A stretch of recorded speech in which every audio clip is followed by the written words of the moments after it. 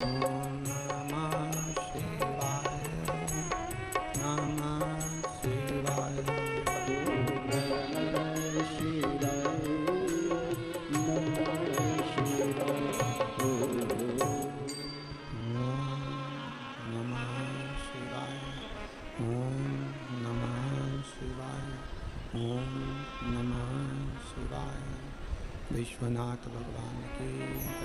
महाकालेश्वर भगवान की जय। ओमकारेश्वर भगवान की जय। गोदावरी माता की जय। गुरु गोविंद सिंह की जय। कुबेरेश्वर महादेव की जय। हर हर महादेव।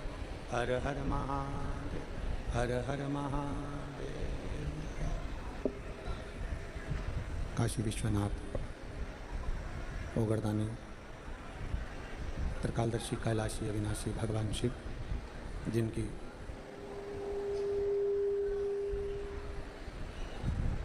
पुनीत पावन शिव महापुराण की कथा संपूर्ण विश्व के कल्याण हेतु बाबा देवादिदेव महादेव की कृपा से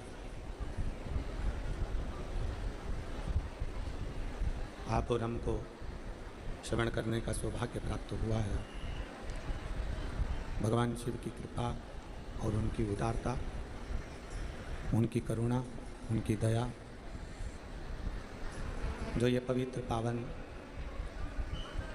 शिव महापुराण की कथा माँ गोदावरी के तट पर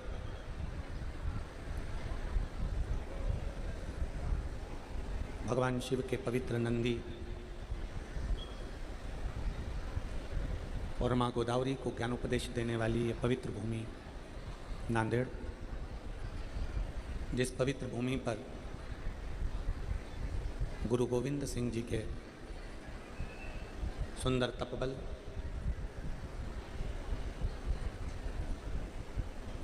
ऐसी पवित्र धरा पर, ऐसी पवित्र भूमि पर भगवान शिव की कृपा से गोदावरी गंगा के तट पर बैठकर नांदेड़ की पवित्र धरा पर आज कथा के पंचम दिवस में प्रवेश कर रहे हैं।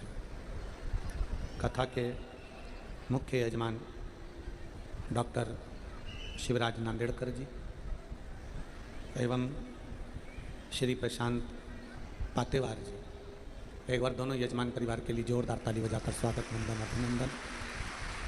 जिन्होंने अथक मेहनत कर कर, परिश्रम कर कर संपूर्ण नांदेड़ वासियों के साथ में मिलकर ये पवित्र पावन शिव महापुराण की कथा का दिव्य और भव्य आयोजन किया है। एक जीवन में मानव देह की प्राप्ति और मानव देह की प्राप्ति के साथ में शिव की उपासना थोड़ा एक कठिन प्रश्न।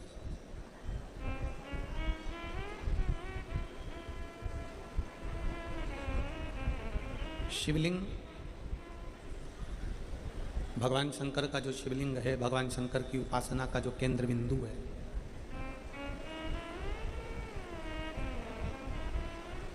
जिसने शिवलिंग को केवल एक पाषाण या एक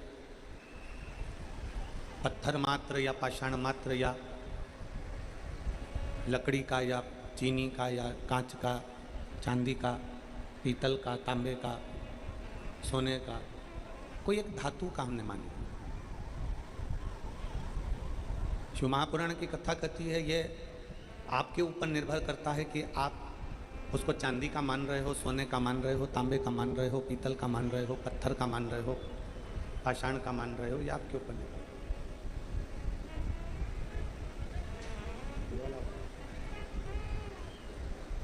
ये आपके ऊपर निर्भर है। पर शिव महापुराण की कथा भगवान शंकर का जो चरित्र कहता है, भगवान शंकर की पवित्र कथा कहती है। शिवलिंग पत्थर का होकर भी पत्थर का नहीं है, चांदी का होकर भी चांदी का नहीं है।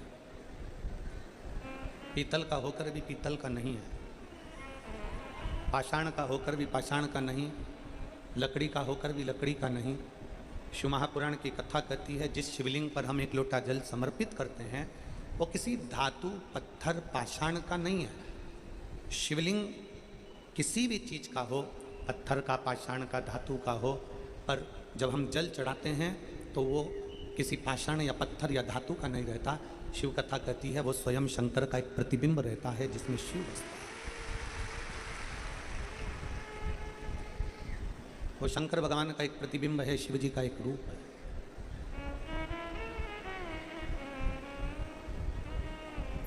कई कई माताएं कह देती हैं, गला पकड़ रहा, खींच के बोलना पड़ रहा। कई कई माताएं कह देती हैं कि हमारे घर में छोटा सा शिवलिंग है।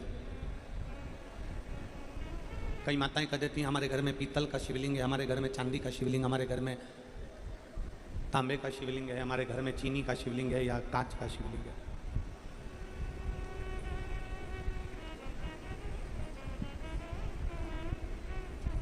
मंदिर के शिवलिंग में,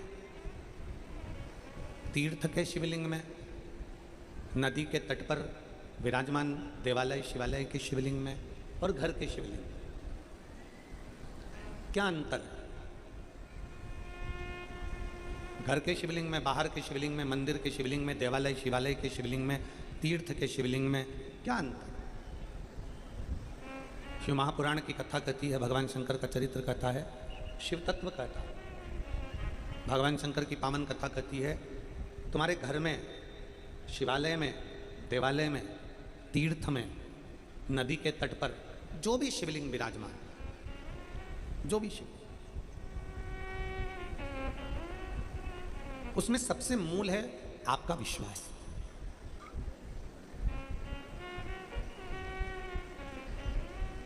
कभी कभी ऐसा होता है, पति डॉक्टर है, कभी कभी ऐसा होता है पत्नी डॉक्टर है, बेटा डॉक्टर है या बेटी डॉक्टर है, बहू डॉक्टर है या तुम्हारा देवर या देवरानी कोई डॉक्टर है। देवरानी ने तुमको दवाई बताई, देवर ने तुमको दवाई बताई, या बेटे ने तुमको दवाई बताई, पत्नी ने तुमको दवाई बताई, या पति ने तुमको दवाई बताई। वो दवाई तुमने ली पर तुमको ठीक नहीं हुआ, तुम्हारा रोग नहीं गया, तुम्हारा शरीर ठीक नहीं हुआ, तुम्हारा रोग समाप्त नहीं हुआ। अब पत्नी भी डॉक्टर है, बेटा भी डॉक्टर है, पति भी डॉक्टर है, देवर भी डॉक्टर है, देवरानी भी डॉक्टर है, या हमारा कोई रिश्तेदार डॉक्टर है और उसने दवाई दी और वो दवाई हमारी लॉक नहीं करी, वो दवाई हमारे शरीर पर ठीक नहीं बैठी। अब तुमने परिवार वाले से इलाज करवाया, परिवार वाले से इलाज करवाया तो वो ठीक नहीं बैठा, तो तुम क्या करी? अब तुमने कहा कि अब मैं दूसरे डॉक्टर के पास जाऊंगी, और दूसरे डॉक्टर से तुमने इलाज करवाया, दवाई ने असर करना प्रारंभ करा और तुम ठीक हो गए। तो इसका मतलब ये है क्या कि हमारी देवरानी, हमारा देवर, हमारी पत्नी, हमारा पति या हमारा बेटा या हमारी बहू या हमारी बेटी या हमारा दामाद अच्छा डॉक्टर नहीं है? इसका मतलब ये है क्या कि हमारा घर का व्यक्ति अच्छा डॉक्टर नहीं है? ऐसा नहीं। डॉक्टर की पढ़ाई उसने भी करी है, डॉक्टर की पढ़ाई उसने भी करी, इसलिए वो शरीर पर लॉक नहीं करी, इसलिए वो शरीर के लिए लॉक नहीं कर पाए, शरीर पर वो असर नहीं कर पाए। दूसरे की दवाई पर आपने, दूसरे की दवाई पर आपने भरोसा कर लिया, दूसरे की दवाई पर आपने विश्वास कर लिया, और दूसरे की दवाई पर जैसे ही भरोसा करा, दूसरे की दवाई पर जैसे विश्वास करा, विश्वास करते से ही वो दवाई ने असर करना प्रारंभ किया, तुम्हारे शरीर पर असर करना प्रारंभ किया। आपको लगता है कि मंदिर में जो शिवलिंग है वो अलग है, तीर्थ में जो शिवलिंग है वो अलग है, नदी के तट पर जो शिवलिंग है वो अलग है, और हमारे घर में जो शिवलिंग है वो अलग है। ये दुनिया के लोगों के मन में भेद है, ये दुनिया के लोगों के मन में भ्रम है, ये दुनिया के लोगों के मन में भ्रांति है। शिव महापुराण की कथा कहती है, लिंग पुराण की कथा कहती है, नर्मदा पुराण की कथा कहती है, स्कंद पुराण की कथा कहती है कि भगवान शंकर का छोटे से छोटा शिवलिंग अगर तुम्हारे घर के अंदर है, मंदिर में है, देवालय में है, शिवालय में है, तीर्थ में है, जहाँ पर भी शंकर का शिवलिंग विराजमान है, अगर तुम्हारा शंकर के प्रति विश्वास पूर्ण है तो ये मानकर चलो कि घर का शिवलिंग भी 12 ज्योतिर्लिंग के बराबर।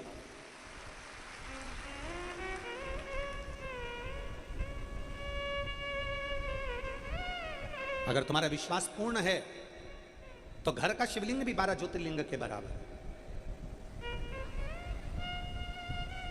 और अगर विश्वास नहीं है तो तुम मंदिर में जाकर, तीर्थ में जाकर, नदी के तट पर, गंगा के तट पर कितना भी बैठ जाओ, विश्वास नहीं तो परमात्मा कहां से मिलेगा?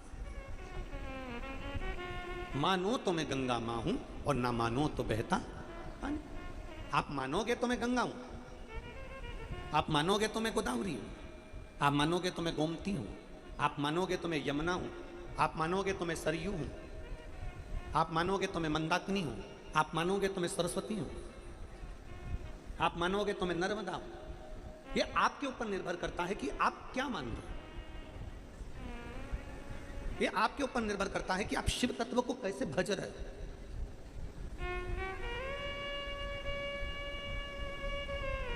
आप भगवान देवादिदेव महादेव को किस रूप में भज रहे हो, कैसे आप उसका स्मरण कर रहे हो, कैसे आप उसकी भक्ति को धारण कर रहे हो, ये आपके ऊपर निर्भर करता है।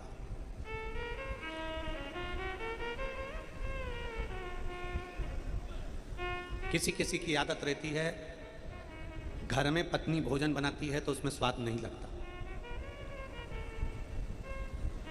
घर में बहू ने भोजन बनाया तो उसमें स्वाद नहीं लगता, घर में परिवार के लोग भोजन बना दिए, जेठानी ने बना दिया, देवरानी ने बना दिया तो उसमें स्वाद नहीं लगता।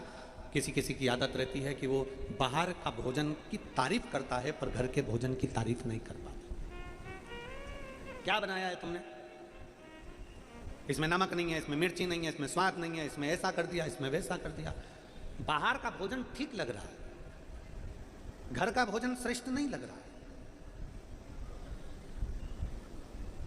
और किनकी गलती है? जिसको घर का भोजन ठीक नहीं लग रहा और बाहर का भोजन ठीक लग रहा है, इसमें गलती किसकी है? इसमें गलती है घर के माता पिता की। बच्चे को घर का भोजन नहीं भाया, बाजार से टमाटर सॉस बुलवाया, दे दिया। घर का भोजन नहीं भाया, बाजार से थोड़ा सा मिक्सचर बुलवाया, दे दिया। घर का भोजन नहीं भाया, बाहर से कुछ बुलवाया, दे दिया।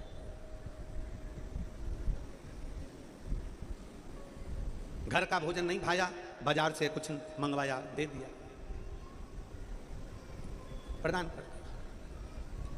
इसमें गलती है घर के माता पिता की है कि हमारे घर के बच्चों को घर का भोजन अच्छा नहीं लग रहा है, बाहर का भोजन अच्छा लग रहा है। इसमें गलती हमारी है, हमने उनको खाना नहीं सिखाया,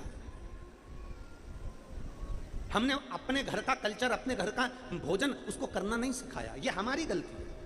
और केवल इसको भोजन तक मत लेना, इसको जरा दूर तक लेकर जाना कि आज के बच्चों को जैसे घर का भोजन नहीं भाता, बाहर का भोजन अच्छा लगता है, उसी तरह आज के बच्चों को हमारा सनातन धर्म अच्छा नहीं लगता, दूसरा धर्म अच्छा लगता है। उसमें गलती किसी की नहीं है, गलती हमारे संस्कारों की है। हमने गलती करी है कि अपने बच्चों को संस्कारों से विहीन रखा। पढ़ो पढ़ो पढ़ो पढ़ो पढ़ो, अच्छा पढ़ो और पढ़ो, ऐसा पढ़ो। कहाँ जा रहे हो, किस लिए जा रहे हो, क्या करना? मम्मी सुंदरकांड का पाठ है, मम्मी राम जन्मोत्सव है, मम्मी कृष्ण जन्मोत्सव है। घर में पढ़ाई कर, नहीं जाना। सुंदरकांड का पाठ है, नहीं जाना। रामायण है, नहीं जाना। कीर्तन हो रहा है, नहीं जाना। मम्मी वारकरी संप्रदाय के सभी लोग हरि विठ्ठल पांडुरंगा के आषाढ़ी एकादशी पे जा रहे हैं, नहीं जाना। माता पिता ने कंट्रोल करा केवल धर्म पर, माता पिता ने कंट्रोल करा केवल सनातन धर्म पर, माता पिता ने कंट्रोल करा केवल हिंदू धर्म पर। माता पिता ने यह कंट्रोल नहीं करा कि संडे के दिन तुम्हारा बेटा कौन से चर्च पर जा रहा है। माता पिता ने कंट्रोल नहीं करा कि तुम्हारा बेटा किस जगह पर जाकर खड़ा हो रहा है। माता पिता ने यह कंट्रोल नहीं करा कि तुम्हारा बेटा किसकी संगत में पड़ा है। थोड़ा बहुत अगर बच्चा शिव महापुराण से लग जाए ना, थोड़ा बहुत बच्चा अगर शिव पुराण में जाने लगे, बहुएं शिव पुराण में जाने लगे, बच्चे शिव पुराण में जाने लगे, घर के पत्नी अगर बहुत देर तक मोबाइल में शिव पुराण सुनती रहे तो पति उसको टॉर्चर करने लगता है, तू तो चली जा सीहोर जा। घर की माँ टीवी खोलकर आस्था चैनल पर 1 बजे से 4 बजे तक नांदेड़ की कथा देख रही है तो घर की बहुएं कह देती है, मम्मी तुम तो पागल हो गई, कितनी बार कथा सुनोगी, कितनी बार? महाराज जी तो कथा करते जाते और तुम सुनती जाती हो, कितनी बार सुनोगे, कितनी बार सुनोगे? माँ को बहू से कहना चाहिए, बेटा रोज पेट भरने के लिए भोजन जरूरी है और आत्मा की तृप्ति के लिए रोज भजन जरूरी है। यह आत्म तृप्ति का विषय है। इसमें गलती किसी दूसरे की नहीं, गलती हमारी है कि हम अच्छी चीज उसको देने से रोकते रहे। हम अच्छी चीजें बच्चों तक नहीं पहुंचा पाए। बच्चे के मस्तक पर तिलक लगाए, स्कूल में गया, तिलक को पुछवा दिया गया। बच्चे के हाथ में कलेवा बंधा है, मौली बंदी है, स्कूल गया, कलेवा खुलवा दिया। बच्चे की शिखा है तो स्कूल के बच्चे उसको खिल्ली उठाना है। हमारी गलती है, इसमें कोई दूसरे की गलती नहीं। कोई मस्तक पर त्रिपुंड लगाकर, मैं धन्यवाद देता हूं लिंगायत संप्रदाय के एक एक भगवान शंकर के भक्त को। मैं लिंगायत संप्रदाय के एक एक शिव भक्त को धन्यवाद देता हूं, जिसके घर की स्त्री, जिसके घर की बेटी, जिसके घर की नारी, जिसके घर का पुरुष, जिसके घर का बेटा, जिसके घर का बुजुर्ग, जिसके घर का एक एक बच्चा मस्तक पर त्रिपुंड धारण करता है और गले में शिवलिंग धारण करता है।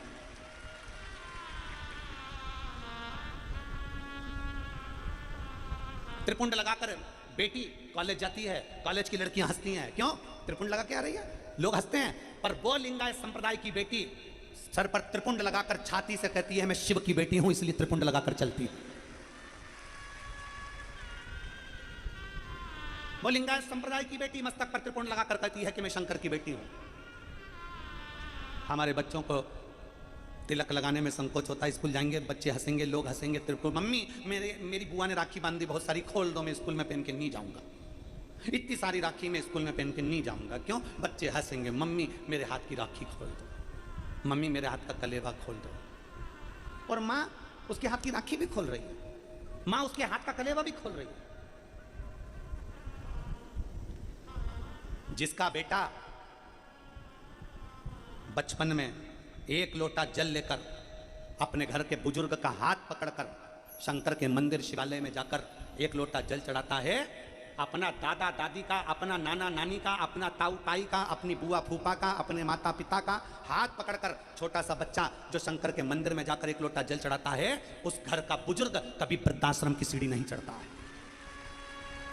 उस घर का बुजुर्ग कभी वृद्धाश्रम की सीढ़ी नहीं चढ़ता। वृद्धाश्रम की सीढ़ी वो चढ़ता है जिसने अपने बच्चों को संस्कारों से विहीन रखा, जिसने अपने संस्कारों से विहीन रखा। और खुशी होती है आप लोगों को देखकर, ये लाखों की संख्या में पंडालों में जगह नहीं है, रोडों पर लोग बैठे हैं, ग्राउंड में अलग से, कोई गाड़ियों पर, कोई टेंटों में, कहीं पेड़ के नीचे, कहीं कहीं कहीं कहीं कहाँ, कई लोग रोडों पर गाड़ियां लगा लगा के उसके फाटक खोल खोल कर कथा सुन रहे हैं। आज बड़ी प्रसन्नता का विषय है जो ये सनातन धर्म लाखों की संख्या में जागा है, सनातन धर्म लाखों की संख्या में जागृत हुआ। जिस समय पर वारकरी समाज के, वारकरी संप्रदाय के हरि विठ्ठल पांडुरंगा के भक्त मस्तक पर तिलक लगाकर, सिर पर टोपी लगाकर, गले में मंजीरा डालकर विठ्ठल विठ्ठल विठ्ठल विठ्ठल विठ्ठल विठ्ठल, आषाढ़ी एकादशी के समय पर जब लाखों की संख्या में रोडों पर वारी करते हुए निकलते हैं, तब हमको प्रेरणा देते हैं कि घबराना मती। जब ये पैदल चलने वाले 300-300, 400-400 किलोमीटर चलकर हरि विठ्ठल तक पहुंच जाते हैं, तो तुम्हारी दुख की घड़ी में भी हरि विठ्ठल तुम्हारे घर पर पहुंच सकता है। वो पांडुरंगा, वो हरि विठ्ठल, मां रुक्माई एक दिन तुम्हारे दरवाजे पर पहुंच सकते हैं। तुम विश्वास तो करो, तुम भरोसा तो करो, तुम दृढ़ता तो धारण करो।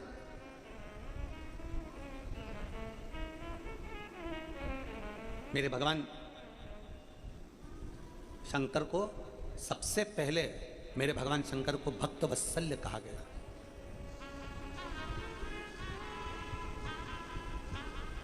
भक्त वत्सल्य भगवान की। मेरे शंकर को, मेरे ओगरदानी को, मेरे शंभू को, मेरे त्रिकालदर्शी, मेरे कैलाशी, मेरे शिव को, मेरे काशी विश्वनाथ, मेरे सोमेश्वर, मेरे केदारेश्वर, मेरे भीमाशंकर, मेरे वैद्यनाथ को सबसे पहले भक्त वत्सल्य कहा।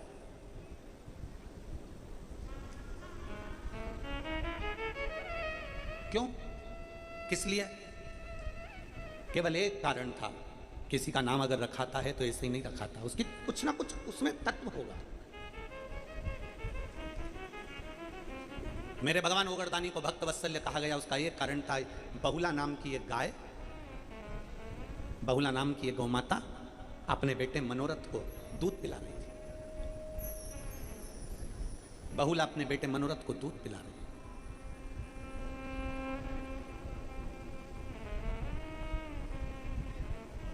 दूध पिलाते पिलाते मनोरथ जब दूध पी रहा था तो उसके मुंह पर फेन आ गया, और मुख पर जब फेन आया, हवा तेज चली और वो फेन उड़कर शंकर भगवान पर जाकर गिर गया, शिव पर जाकर गिरा। भगवान ओगरदानी को थोड़ा सा क्रोध आया कि मेरे ऊपर ये झूठा फेन मेरे शरीर पर आ गया। कई लोगों का कहना रहता है शिव जी को जल चढ़ता है, शंकर भगवान को दूध चढ़ता है, शंकर भगवान को मधु चढ़ता है, शंकर भगवान को शकरा चढ़ती है, भगवान शंकर को दही चढ़ता है, भगवान शंकर को पुष्प चढ़ता है, भगवान शंकर को बेलपत्र चढ़ता है। तो हमने तो ये देखा है कि जल मछली ने झूठा कर रखा है, दूध बछड़े ने झूठा कर रखा है, शकरा मधु ये सब झूठे।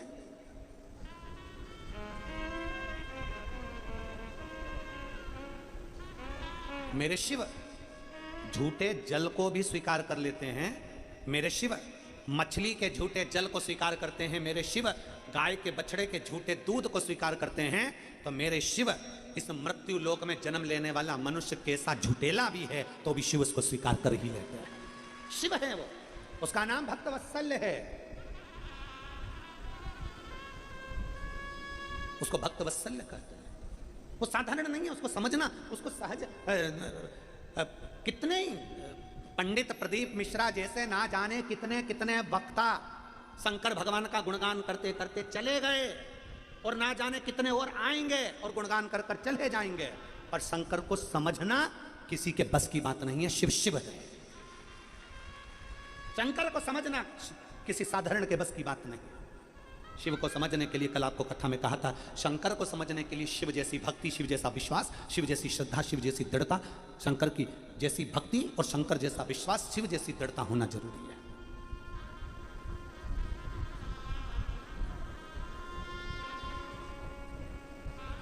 कितने जन्म लिए, कितने चले गए, शिव को कौन जाने, शंकर को कैसे पहचाने,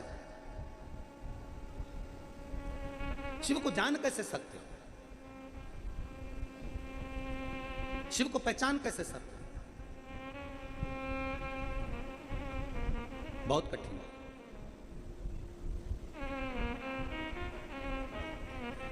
हमारे गुरु श्री विठलेश राय काका जी महाराज, इंदौर, गोवर्धननाथ हवेली, गोलोकवासी, और उन्हीं की गादी पर विराजमान हुए गोलोकवासी 1008 श्री देवकीनंदन महाराज श्री, जो हमारे गुरु गादी पर विराजमान हुए। हमारे गुरु भी गोलोकवासी हैं और परम पूज्य 1008 श्री देवकीनंदन महाराज जी भी गोलोकवासी हैं। जब हमारे गुरु जी इसके पास में जाते थे, और हमारे वो अभी वर्तमान में हमारे काका जी महाराज की गादी पर जो पूज्य 1008 गोलोकवासी श्री देवकीनंदन महाराज श्री विराजमान हुए, उसके बाद अब उनके पुत्र 1008 श्री दिवेश कुमार जी विराजमान हैं। जब हम गुरु के पास जाते थे तो हमारे गुरु जी कहते थे कि मिश्रा प्रदीप, दो चीजें संसार में दूर रखी जाओ, दो चीजें दूर रखो। जब व्यक्ति उन्नति की सीढ़ी पर चढ़ता है तो दो चीजें उसके पास में बहुत आती हैं, एक अभिमान, दूसरा मान। एक अभिमान और दूसरा मान।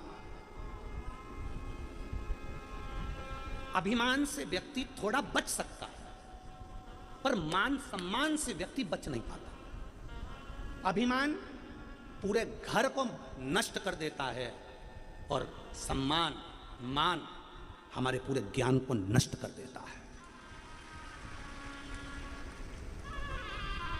ये हमारे गुरु के वचन थे कि अगर कोई तुम्हारे पांव पड़े तो पहले झुककर तुम पांव पड़ो।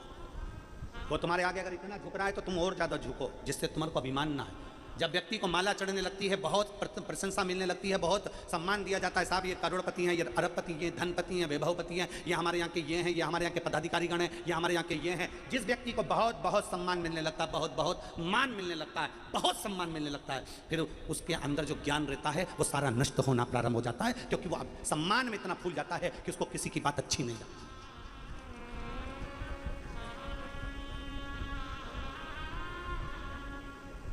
हमारा प्रयास रहता है, हमारे गुरु ने जो कहा उसको स्वीकार किया जाए। यहाँ जजमान आपने कई बार टीवी पर देखा होगा, लोग हमें यहाँ पर व्यासपीठ पर हमको माला पहनाने आते हैं, हम उनके हाथ में माला ले लेते हैं, हम पहनते नहीं हैं, प्रयास करते हैं वही माला उसको दे दी जाए, हम नहीं पहनते। आपकी माला आपके पास, कोई पिछोड़ा अंग वस्त्र देते हैं तो उसको जरूर हम धारण करते हैं, क्योंकि एक बेटी ने 4 साल पहले छत्तीसगढ़ की एक बेटी ने, जो कि रिक्शा चलाती है, उसके पास में देने के लिए कुछ नहीं था तो उसने अंग वस्त्र दिया था, गुरुजी मैंने 45 रुपए का खरीदा है, गुरुजी इसको पहनना, किसी को देना नहीं। अंग वस्त्र हम जरूर ले लेते हैं, क्योंकि ना जाने किस भाव से वो लेकर आया, उसकी क्या सोच होगी, क्या विचार। प्रयास करो। अभिमान और मान, हमारे गुरु कहते थे, श्री काका जी महाराज कहते थे कि अभिमान और मान ये दोनों दूर, मान आएगा। रावण का जब जगह जगह पर सम्मान हुआ, रावण का जब जगह जगह पर जय जयकार हुई, रावण की जब जगह जगह पर बहुत बहुत जय जयकार हुई, तब रावण को समझाने वाले उसके नाना जी थे, रावण को समझाने वाली उसकी धर्मपत्नी थी, रावण को समझाने वाला उसका सगा भाई था विभीषण, रावण को समझाने वाले कई संत साधु सन्यासी तपस्वी साधक उपासक रावण को समझाते रहे, पर रावण के अंदर मान इतना बढ़ गया था, सम्मान इतना बढ़ गया था कि रावण ने अपने ज्ञान को नष्ट कर दिया। उसकी बोलने की सोच ही गड़बड़ हुई थी। अरे रावण के समय पर तो फिल्टर का पानी भी नहीं था, और तुम्हारे में से जितने बैठे हैं ना सबके घर में फिल्टर लगा है। अरे बोलो तो, जम के तो बोलो, सही है। फिल्टर का पानी पीते हो तो फिल्टर की वाणी क्यों नहीं बोलते?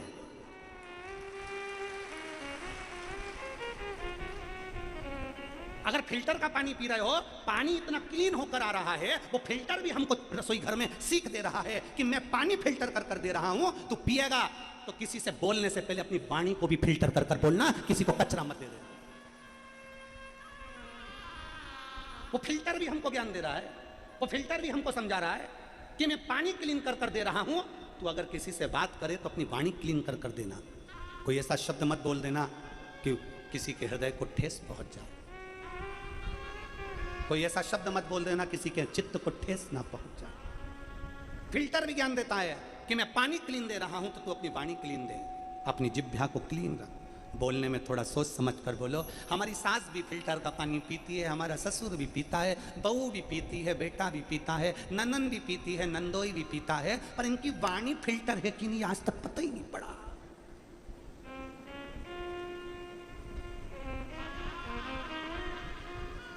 फिर तुमसे तो अच्छे कुएं का पानी पीने वाले हैं, तुमसे तो अच्छे हापसी का पानी, हैडपंप का पानी पीने वाले हैं, पी रहे हैं, मस्त हैं। अपन फिल्टर का पीकर भी फिल्टर जैसे नहीं हुए तो क्या मतलब? अपनी वाणी फिल्टर ना कर पाए तो क्या मतलब?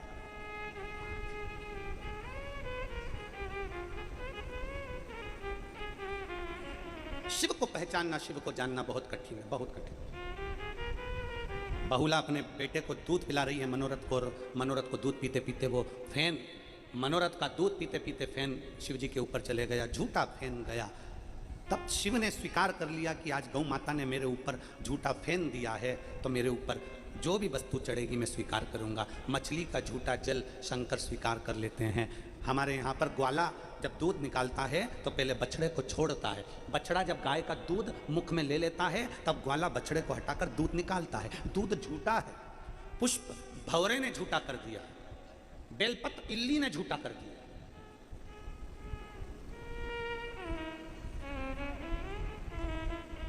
झूठे को भी मेरा शिव स्वीकार कर,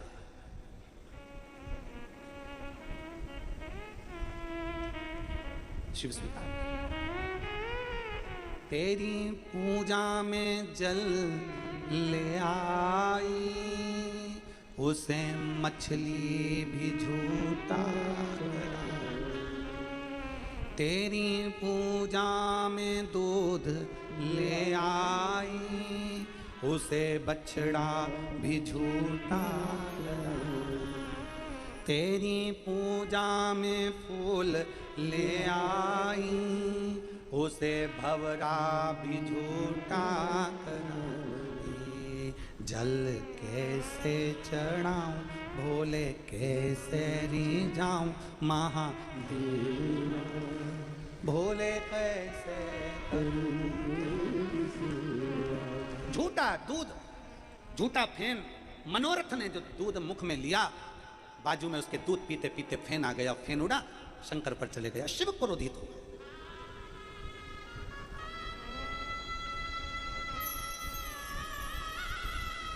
शिव क्रोधित।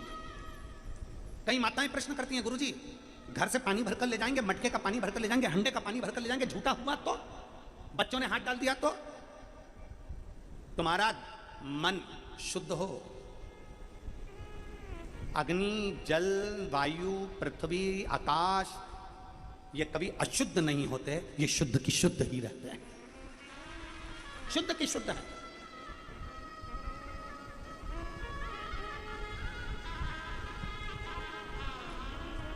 और जिस दिन तुम जल चढ़ाने का प्रयास करोगे, जिस दिन तुम्हारे मन में यह भाव जागृत हो गया कि मैं शंकर को जल चढ़ाऊंगी, शिव मुझे स्वीकार करेंगे, मैं शंकर को जल चढ़ाऊंगी, शंकर मुझे स्वीकार करेंगे, तुम्हारे मन में भाव तो लाओ, विश्वास तो केंद्रित करो।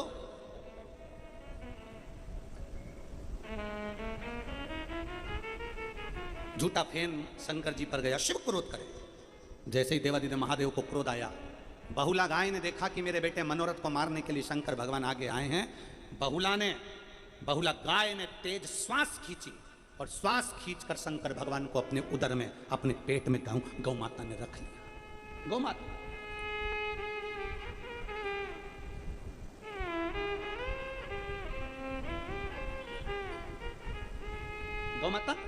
अपने पेट में शिव को रख लिया। ये पृथ्वी पर जो गौमाता है, तुम्हारे दरवाजे पर जो गौमाता आती है, तुम्हारे दरवाजे पर रोटी खाने के लिए, एक रोटी के लिए गौमाता पहुंचती है। गौशाला में जिन गौमाता की सेवा हो रही है, ग्वाले गौमाता को अपने घर में रखकर जो सेवा कर रहे हैं, ये गौमाता कोई साधारण नहीं है। इसमें मेरा शिव, और केवल शिव ही नहीं, कहते हैं शिव के साथ में 33 कोटि देवता विराजमान रहते हैं। जहां शंकर है वहां 33 कोटि देवी देवता हैं, तो गाय के अंदर शिव हैं तो 33 कोटि देवता विराजमान।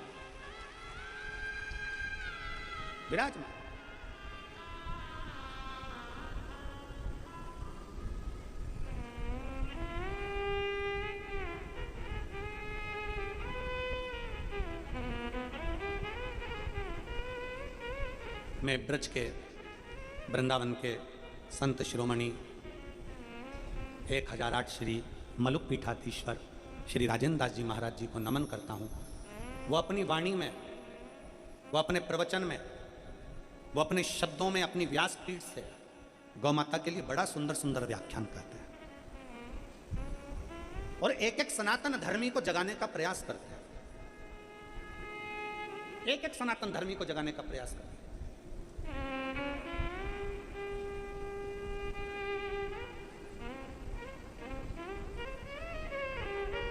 और मैं माननीय हमारे मध्य प्रदेश के मुख्यमंत्री श्री डॉक्टर मोहन यादव जी को भी धन्यवाद दूंगा, जिनका एक वीडियो हमने कल हमारे को आशीष जी ने दिखाया कि माननीय मध्य प्रदेश के मुख्यमंत्री डॉक्टर मोहन यादव जी ने एक घोषणा करी है कि जो ग्वाला, जो व्यक्ति अपने घर में 10 गौ माता की सेवा करेगा उसको सरकार अनुदान देना प्रारंभ करेगी। मैं उसको धन्यवाद देता हूं, उनको बहुत। मैं माननीय मध्य प्रदेश मुख्यमंत्री जी को धन्यवाद देता हूं, डॉक्टर मोहन यादव जी को, कि आपका ये निर्णय संपूर्ण विश्व के लिए श्रेष्ठतम है। गाय केवल गौशाला में नहीं होना चाहिए, गाय रोड पर नहीं होना चाहिए, गाय कांजी हाउस में नहीं होना चाहिए, गाय हमारे खुद के हाउस में होना चाहिए। उसमें शिव बसता है। गौ माता की सेवा करने की हो, हमने तो पहले अपनी व्यासपीठ से माननीय प्रधानमंत्री जी के लिए भी एक मैसेज छोड़ा था कि कुछ ना करें तो पूर्व में हम जब पढ़ते थे, आप जब पढ़ते थे, तो पाठ्यक्रम में लिखने को निबंध आता था, गाय का निबंध। आपको भी आया होगा, गाय का निबंध, गौ माता का निबंध लिखो। और हम बड़े शान से लिखते थे, तो छोटे छोटे बच्चों को मालूम होता था गाय की एक पूंछ होती है, 2 आंखें होती है, 2 सींग होता है, उसमें देवता का वास होता है, उसकी पूजन करी जाती है गोपाष्टमी पर। ऐसा वैसा हम पूरा वर्णन करते थे। गाय का दूध इस कार्य में आता है, गाय का गोबर खाद के काम में आता है, गाय के खुर की लोचन हमारे को तिलक लगाने के काम आती है, गाय का सींग उसका ये कार्य बनता है। हम सीखते थे, हम पढ़ते थे, निबंध में लिखते थे। आज के जमाने में गाय का निबंध गायब कर दिया गया। मेरा तो माननीय प्रधानमंत्री जी से, राष्ट्रपति जी से भी निवेदन है कि भारतीय पाठ्यक्रम में गौ माता का निबंध और गौ माता का पाठ्यक्रम होना चाहिए। गौ माता का पाठ्यक्रम होना जरूरी है, गौ माता का पाठ्यक्रम आना जरूरी है।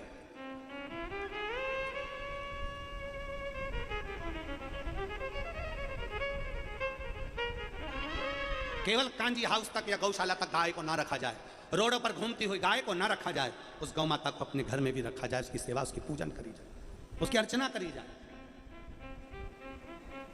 ये एक सुख का विषय है, सुख का विषय।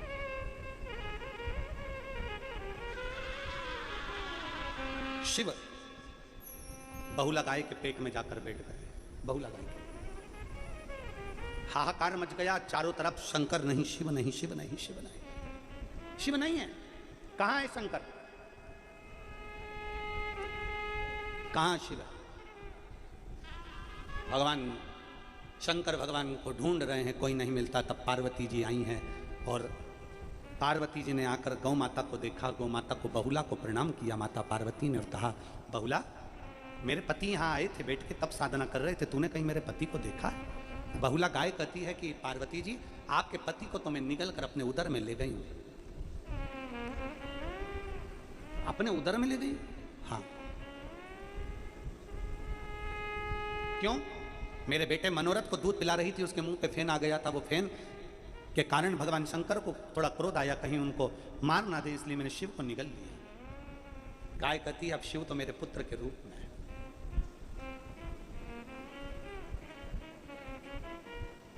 लोग कहते हैं शंकर जी के दरवाजे पर जो नंदी बैठा रहता है वो शंकर भगवान का गण है। शिव जी के दरवाजे पर जो नंदी बैठा रहता है वो शंकर का गण है। कभी दक्षिण में जाकर देखना, कई मंदिर ऐसे हैं जिस मंदिर में नंदी मंदिर के अंदर है और शंकर मंदिर के बाहर है। शिव का एक रूप है नंदीश्वर, और नांदेड़ वालों को तो गर्व होना चाहिए कि तुम्हारे नांदेड़ का नाम नंदी पर है। जब माता गोदावरी त्र्यंबक की भूमि से निकली, और माता गोदावरी जब त्र्यंबक की भूमि से निकलती हैं, कल कल करती हुई जाती हैं, और नंदी शंकर भगवान को भ्रमण कराने के लिए लेकर जाता है, तो नीलकंठ पर जब शिव जी तप साधना करने बैठते हैं, गंगा नदी के उस अविरल धारा में शंकर भगवान की 5 बेटियां प्रकट होती है, जया, विषहरा, शामलीबारी, गौतली, देव। शिव जी की 5 बेटियां जब प्रकट होती है गंगा की धार पर, तब नंदी देख रहे थे, और देखते देखते नंदी ने देखा कि गौतम बाबा ने जिस गंगा को प्रकट करा है, गौतम बाबा ने जिस गंगा को प्रकट करा वो गंगा सम्मुख में खड़ी है। तो नंदी कहते हैं, गंगा तो चिंता मत कर गोदावरी, क्यों चिंता करती है? मैं शिव को लेकर आऊंगा, शंकर को लेकर आऊंगा, और तेरे भूमि पर शिव को लाकर तुझे ज्ञान उपदेश दिलवाऊंगा। एक गंगा शंकर की जटा पर है, तो गोदावरी गंगा शंकर के मुख पर है। तू क्यों चिंता करती है गोदावरी, मैं आऊंगा लेकर। और नंदी ने वचन दिया। जब नंदी शंकर भगवान को भ्रमण कराते कराते इस पवित्र भूमि पर रुकते थे, जैसे गुरु गोविंद सिंह जी इस पवित्र भूमि पर आकर क्यों प्राण त्याग दिया? क्यों? ये पवित्र भूमि को जानना कठिन है, इसको पहचानना कठिन है।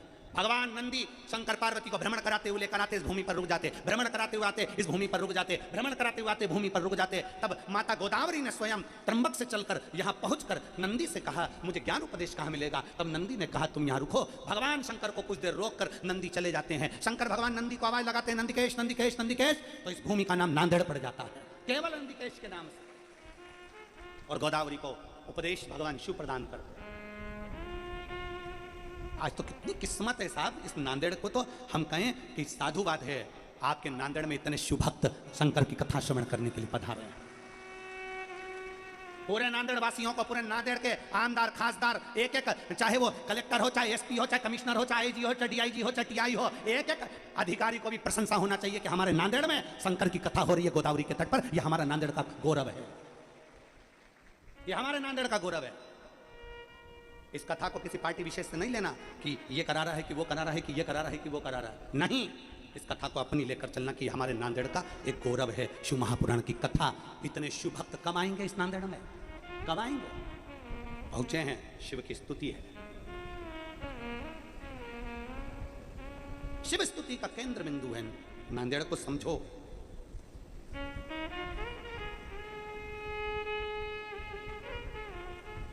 इसको समझना जरूरी है। पार्वती हाथ जोड़कर बहुला से कहती है, मेरे पति आपके उदर में? हाँ। उनको प्रकट करिए, प्रकट।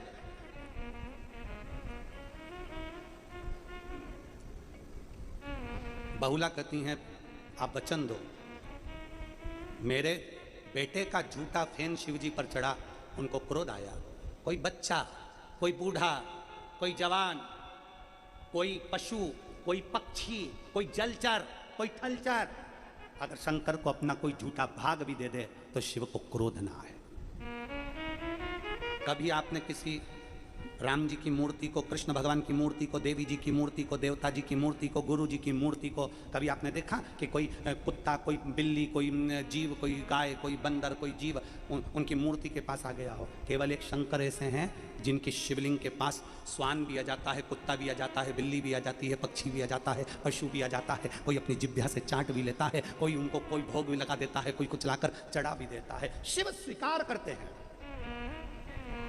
गंधर्व, किन्नर, असुर, देवता, मनुष्य, पशु, पक्षी, जलचर, थलचर, जितने भी जीव हैं, शिव सबको स्वीकार है,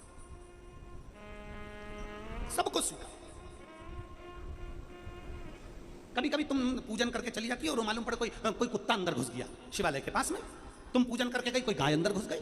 तुम पूजन करके गई, शंकर जी को जल चढ़ाकर, दूध चढ़ाकर गई, कोई बिल्ली अंदर आ गई, कोई जीव अंदर आ गया। अपने को लगा कि बताओ ये तो जीव आ गया। ना ना ना, शंकर सबके हैं। पार्वती जी वचन दीजिए कि शंकर पर कोई वस्तु चढ़ जाए तो क्रोध ना है, क्रोध ना है। आज दुनिया के लोग यूट्यूब पर बैठ कर अपनी भाषा में कहते हैं शंकर को ये मत चढ़ाना, नाराज हो जाएंगे, शंकर को वो मत चढ़ाना, नाराज हो जाएंगे, शंकर जी को ऐसा मत करना, नाराज हो जाएंगे, शंकर जी को वैसा मत करना, नाराज हो जाएंगे। शिव महापुराण अच्छे से सुनना। बहुला गाय ने पार्वती जी से वचन लिया कि कोई भूल से भी अगर शंकर को कुछ चढ़ा दे, झूठा भी चढ़ा दे, तो शंकर को क्रोध ना आए। तब पार्वती जी ने वचन दिया, पार्वती जी ने वचन दिया। अगर वचन ना देती माता पार्वती तो शिव महापुराण में एक लेख आया है कडप डाकू का। कडप डाकू एक ऐसा डाकू जिसने केवल एक ब्राह्मण को, पंडित जी को शिव की पूजन करते देख लिया था। उसके पास में पानी डालने के लिए लोटा नहीं था, उसके पास में भोग लगाने के लिए भोजन नहीं था, उसके पास में चढ़ाने के लिए बेलपत्र नहीं थी। कडप ने देख लिया, तालाब में गया, मुंह में पानी भर लिया, एक जीव को मारा, मांस इकट्ठा कर लिया, पत्तियां तोड़ी, लेकर शंकर के मंदिर में चले गया। देखा कि कचरा ही कचरा था, साफ करा जूते से और भगवान के ऊपर पानी को थूक दिया, पानी दे दिया और मालूम पड़े मांस का भोग लगा दिया। रोज पंडित जी आते, मांस देखते, गुस्सा आता, मांस के टुकड़ों को हटाते, पंडित जी सफाई करते। 15 दिन निकल गए, वही की वही क्रम चलता रहा। पंडित जी को गुस्सा आ गया, एक लोहे का पिंजरा बना कर लिया, लोहे के पिंजरे में शंकर के शिवलिंग को कैद कर दिया। कैद करा, कड़प पाया, हाथ में मांस, मुंह में पानी, हाथ में पत्ती। शिव को कैसे चढ़ाए? क्या देखता है कड़प कि लोहे के